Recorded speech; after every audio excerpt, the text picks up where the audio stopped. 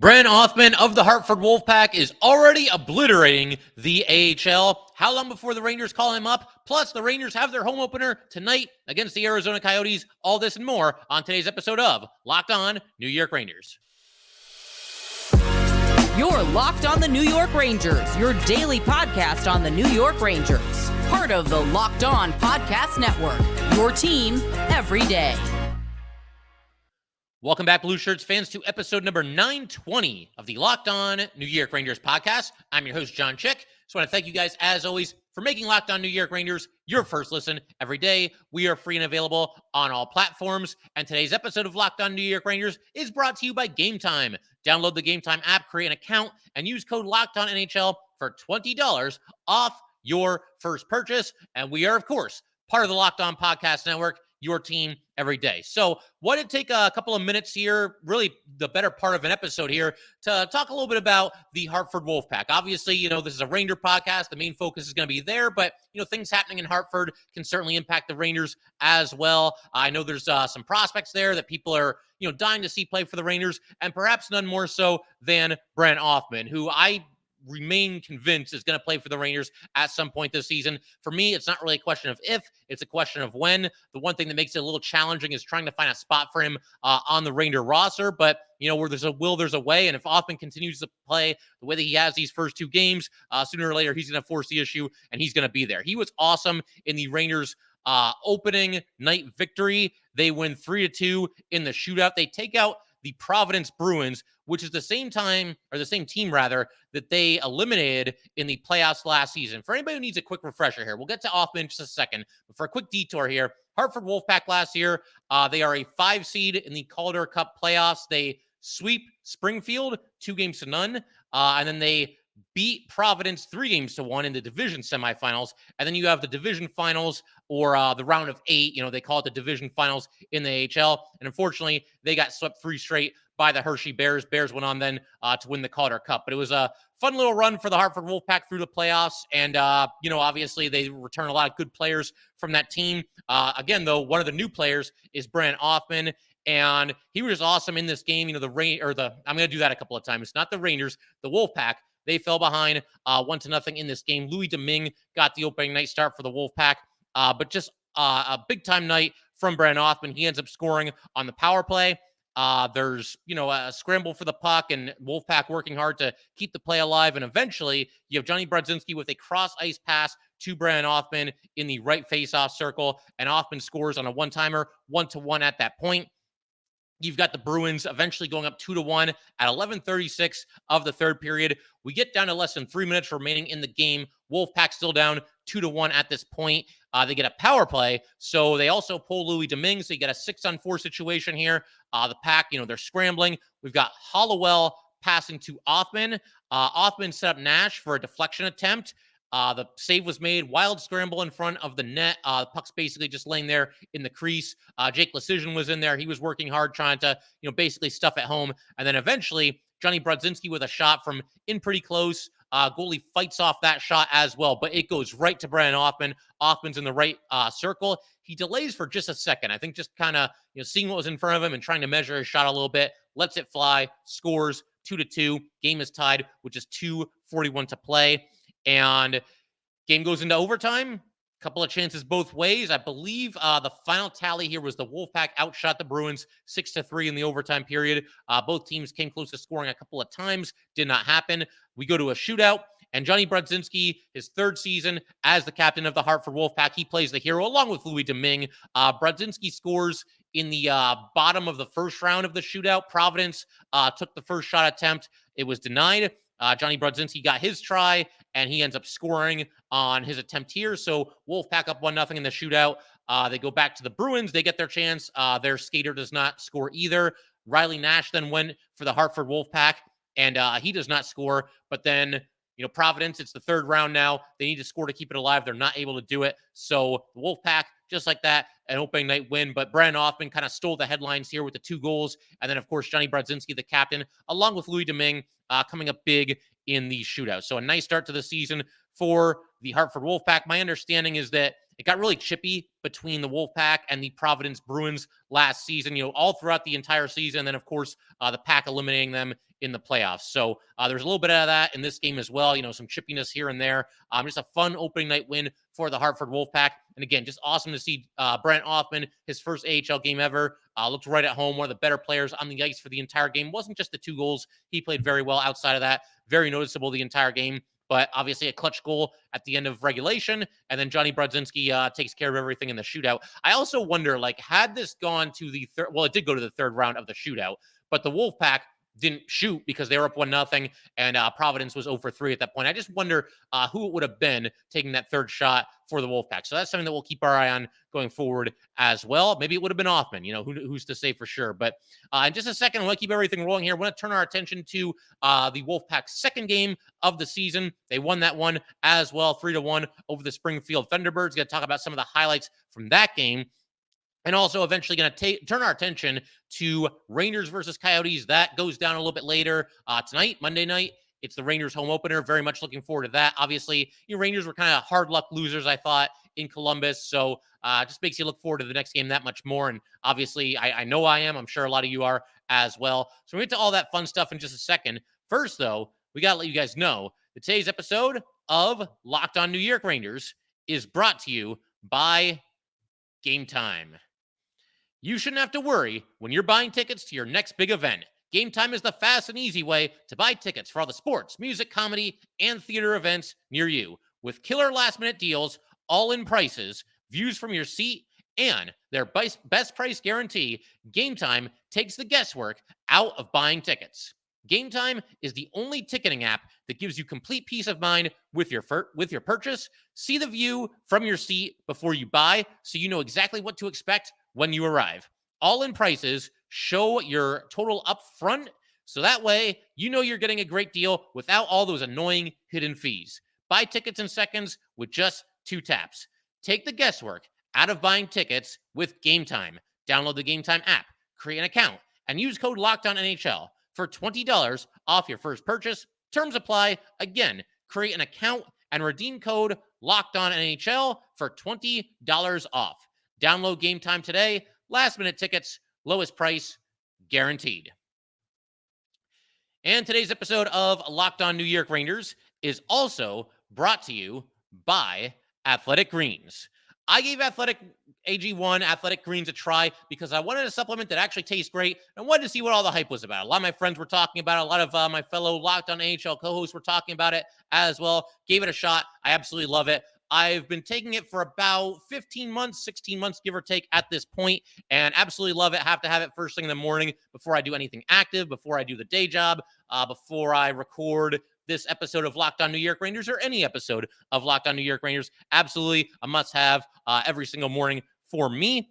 All great athletes have one thing in common. They take care of their bodies, and a huge part of that starts with optimizing whole body health.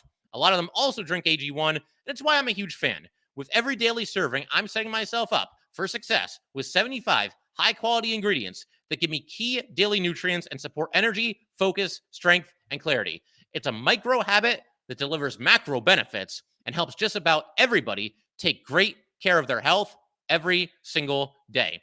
If a comprehensive solution is what you need from your supplement routine, then try AG1 and get a free 1-year supply of vitamin D and 5 free AG1 travel packs with your first purchase. Go to drinkag1.com/NHL Network. That is drinkag1.com/NHL Network and check it out.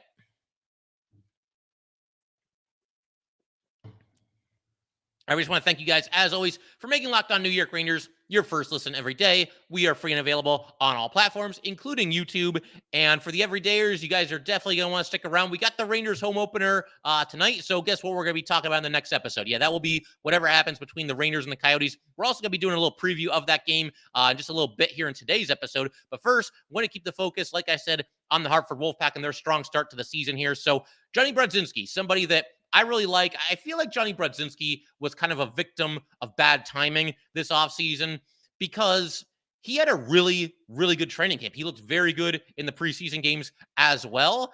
Peter Laviolette said as much, and I think a lot of people share those sentiments, people that watch this Ranger team.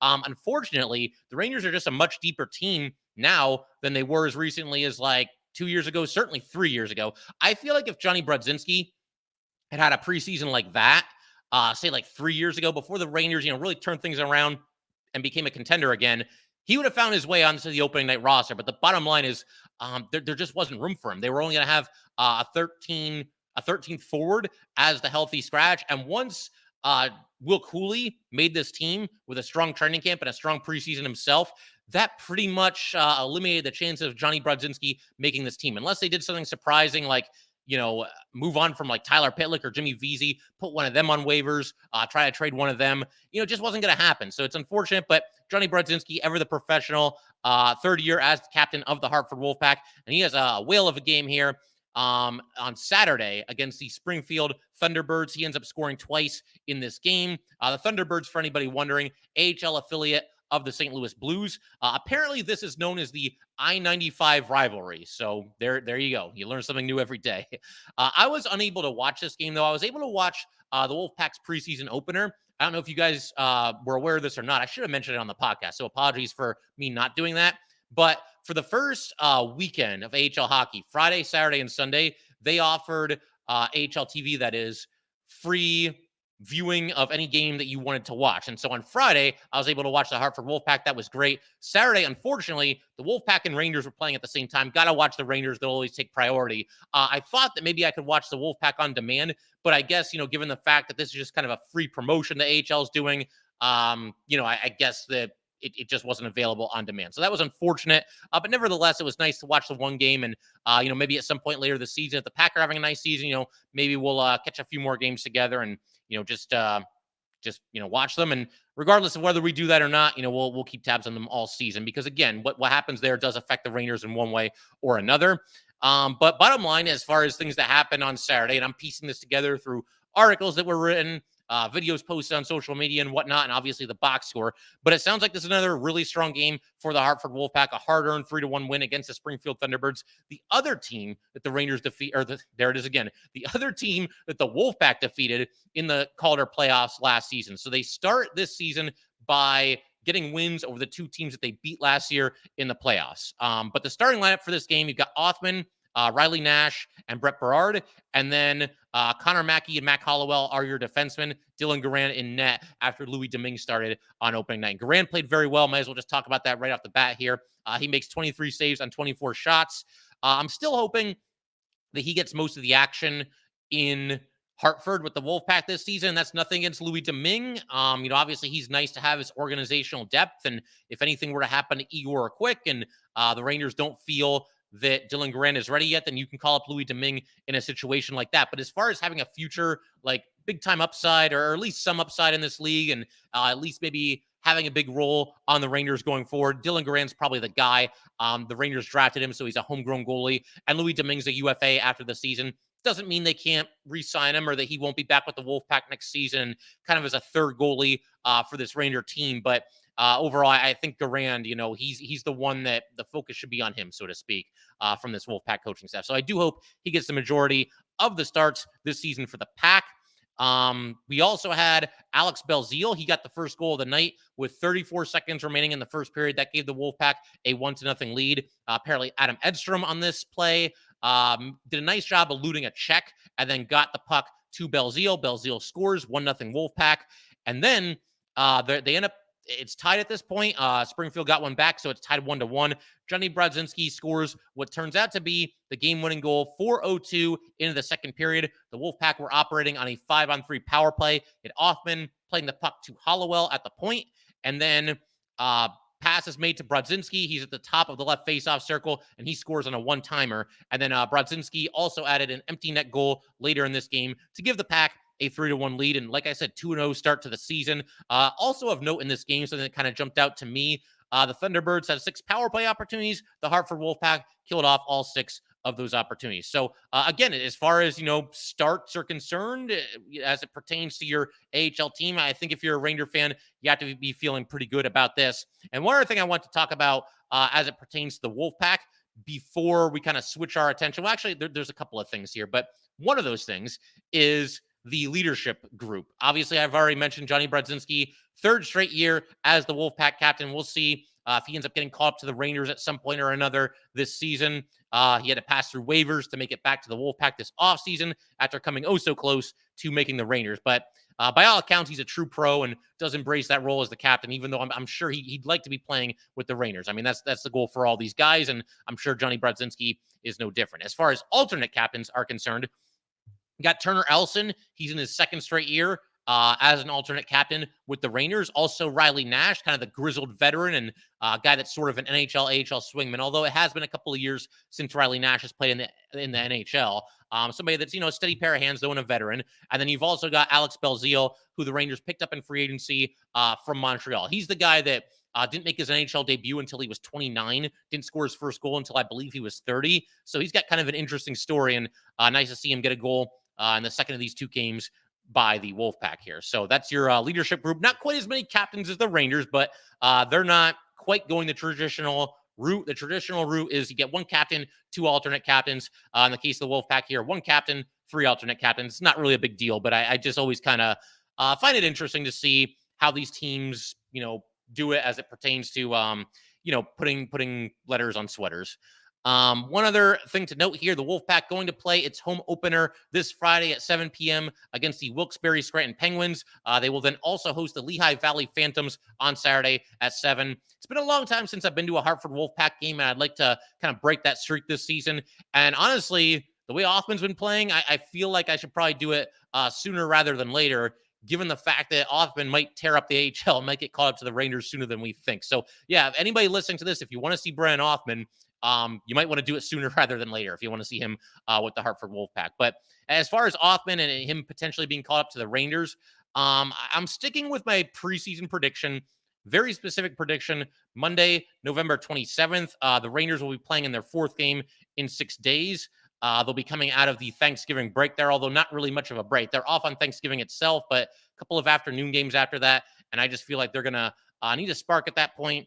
And, you could be looking at a situation where Brennan Othmann is the guy to provide that spark. I think by then he'll be putting up big time numbers in the AHL. So that could be, that's the date I have earmarked. We'll see how it all shakes out. But that to me makes about as much sense as anything else. Maybe he beats that timetable. Maybe it happens a little bit later in the season. But like I've been saying, I think it's only a matter of time before we see Brennan Othmann with the New York Rangers. I'm going to keep everything rolling in just a second here. I got to talk about the Rangers and their home opener tonight against the Arizona Coyotes. The Coyotes won their first game, so going to talk a little bit about them and what the Rangers are up against here. We're going to do all that fun stuff in just a second. I do, though, want to let you guys know about one of today's sponsors, and that would, of course, be FanDuel. Snap into action this NFL season with FanDuel, America's #1 sportsbook. Right now, new customers can get $200 in bonus bets guaranteed when you place a $5 bet. That's $200 in bonus bets, win or lose. If you've been thinking about joining FanDuel, there is no better time than right now to get in on the action. The app is so easy to use. There's a wide range of betting options, including spreads, player props, over-unders, and much, much more. So visit FanDuel.com/lockedon and kick off the NFL season. FanDuel, official partner of the NFL.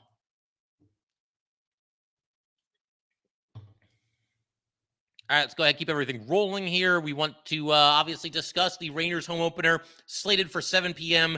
tonight against the Arizona Coyotes.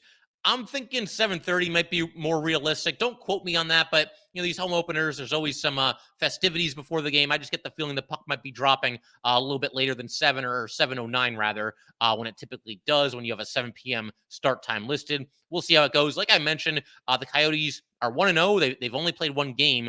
They actually went into New Jersey on Friday and beat the Devils 4-3 in a shootout. Big game for Nick Schmaltz. He had a goal, an assist, and a game winner in the shootout. The shootout only lasted 2 rounds because the Coyotes scored twice. The Devils did not score at all. So that's your opponent tonight. And some other notes from, the morning skate today. So I thought this was pretty interesting. Blake Wheeler right now is, or at least in practice, off the second power play unit. Second power play unit right now is basically the former kid line. You've got Lafreniere, Kakko, and Chytil. Those are the three forwards. And, for anybody that kind of laments the fact that, oh, man, I wanted to see the kid line stick together, or just keep all three kids together on the second line. That could be your second line, increase their ice time that way. It's something that's always on the table. I was kind of in favor of kind of breaking them up a little bit, though. And I really like the way the Rangers are lining up right now. I think these line combinations have clicked and they make a lot of sense. It hasn't been perfect, but overall, I think the results have been good and there's no reason to do anything different. But for anybody that, again, really wants that kid line together, well, at least they're out there on the second power play unit together, and hopefully they can make some magic in that way. As far as the other two players in this unit, I mentioned there were only three forwards, the two defensemen, Keandre Miller and Erik Gustafsson. Rangers taking advantage of some of their offensive defensemen. Blake Wheeler being off that unit is not that surprising. Maybe, I guess, a little bit noteworthy, though. And I was going to say this coming into this episode regardless. Two guys that I think maybe haven't played their best. I don't think they've played terrible, or they're killing the Rangers every time they're on the ice. But two guys that I think you're looking for a little bit more from, I would say right now, Blake Wheeler and also Kaapo Kakko. Kakko's been fine. Overall the top line has played pretty well. But Kakko did have a turnover against the Blue Jackets, which eventually led to a goal for Columbus. And Wheeler just hasn't been super noticeable. I think his line, the Cooley, Trocheck, Wheeler line, overall has played all right. There's been a couple of times where they've gone to that line immediately following a goal, and that line has given them a good shift, and in some cases even created some scoring opportunities. But again, Kakko and Wheeler, it's nothing for there to be a red flag about. It's nothing that's overly concerning, but I just don't think those two have been as noticeable as some of the other Ranger forwards through these first two games here. Like I said, it's nothing overly concerning. There's no reason to hit the panic button here, but the two of them get it going sooner rather than later. So we'll keep an eye on the two of them going into the season. Some other notes here from the morning skate. You've got Ryan Lindgren is going to be a game time decision. He missed the last game against Columbus, and it really is crazy, man. Every time this guy is out of the lineup, the Rangers end up giving up like 4 or 5 goals and odd man rushes left and right. He truly is the heart and soul of this team. And as I mentioned in our last episode, it never fails to amaze me just how important he really is. And this is coming from somebody that is a huge, huge Lindgren fan. You take this guy off the ice and things tend to fall apart a little bit. I wouldn't go so far as saying that they fell apart against Columbus, but for a while they kind of did in the middle of the second period there, where Jackets were getting all kinds of chances and converting on some of them as well. But there you go. Ryan Lindgren, game time decision. He was out there for the morning skate. He was back in his usual spot with Adam Fox. That would be the top pairing.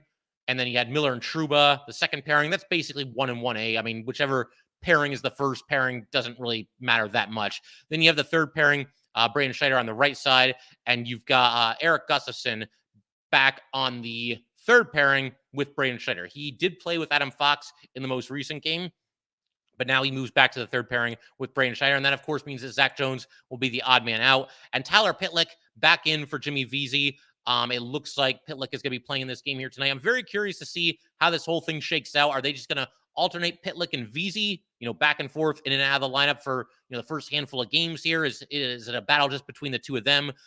Could somebody like Nick Bonino maybe be a healthy scratch at one time or another? I mean, I think overall Bonino's played well, so I'm not necessarily calling for that. But yeah, just going to be interesting to see how they mix and match here and try to keep these guys fresh. I don't think you want a situation, you look at those three players, Bonino, Pitlick, and Vesey, however you want to rank them in terms of like most effective player and the guy that does the most to help the Rangers to the guy that does the least. There's not a huge drop off between the best of those three players and the weakest of those three players. So that being the case, maybe it makes sense to have a little bit of a rotation going on. With Bonino, you want him centering the fourth line, but if he was ever out of the lineup for a game here, a game there, you could always put Barclay Goodrow at center on the fourth line, or even Pitlick has some experience playing center. He's mostly a right winger, but at least a little bit of experience at center for Pitlick. So they got some options. And like I said, I'm just very curious to see how this whole thing shakes out. My A lineup right now would include Vesey in there over Pitlick. Watching Vesey last year, I thought he was an effective player for the Rangers, not a superstar, but did a lot of little things well. Pitlick, I just got to see more of him. So right now it's kind of the default answer for me is that I've got Vesey ahead of Pitlick, but my mind could always be changed on that depending on what we see from these two players going forward this season. Also of note, per daily faceoff, Igor Shesterkin is the confirmed starting goalie for the Rangers in tonight's game. He will be up against Connor Ingram. Ingram going to be making his first start of the season. He has played in I want to say, do I still have the stats in front of me? I do not, but it's only a handful of games. I want to say like 38 or 39 games for Connor Ingram. And the results have not been great. 340 goals against average, 905 save percentage. For anybody wondering, as far as history there between him and the Rangers, he's played the Rangers twice, both last season. He lost both games. The first meeting was on October 30th. He gave up 3 goals on 39 shots. And then 2 weeks later, on November 13th, gave up 4 goals on 27 shots. So the Rangers really got to him in the second meeting. And obviously, you hope for more of the same. As far as keys to this game, I mean, I don't think they have to do anything drastically different. The big thing to me is just cutting back on some of the mistakes. They were a little bit sloppy with the puck from time to time. And in a couple of instances, that led to some high danger scoring chances for the Jackets and or some goals. There were a couple of just really costly turnovers that really bit the Rangers in the most recent game. Overall, I thought the Rangers played well, though. And how about this? Stay on side. Nobody jump off side in this game, because the last game, of course, for anybody that watched it, which is probably a lot of you, the Rangers, within the first 10 or 11 minutes of the game, had 2 goals disallowed due to going offside. It happens. Typically, it doesn't happen twice in just a couple of minutes away from each other, but it is what it is. Let's just stay on side tonight. And hopefully these goals all count that the Rangers will score in this game. Prediction, I think this should be a win. Obviously, I think the Coyotes, they're a team that's probably getting at least a little bit better. They've been stockpiling just boatloads of draft picks over the last couple of seasons. So sooner or later, that's got to help them at least a little bit. But I do think the Rangers are the superior team here, and they should have, some extra gas, some extra jump, playing in front of the Madison Square Garden fans after starting the first 2 games on the road. So to me, this should be a win. I'd say the Rangers win this one 4-2, and give me a goal for Filip and a goal for Mika Zibanejad. They were the 2 players that had goals disallowed in the most recent games, so they'll make up for it tonight. Give me Filip and Mika Zibanejad both putting the puck in the net in this game, and the Rangers going on to win by a final score of 4-2. I figure we could pretty much call it there, though. Thank you guys, as always, for tuning in. If you'd like to get in touch with this podcast, please send an email to lockedonnyrangers@gmail.com. Once again, that is lockedonnyrangers@gmail.com. Definitely give us a follow on Twitter as well, at @LO_NY_Rangers. Once again, that's at @LO_NY_Rangers. And definitely subscribe to Locked On New York Rangers YouTube channel. Thanks again, guys. I will see you next time.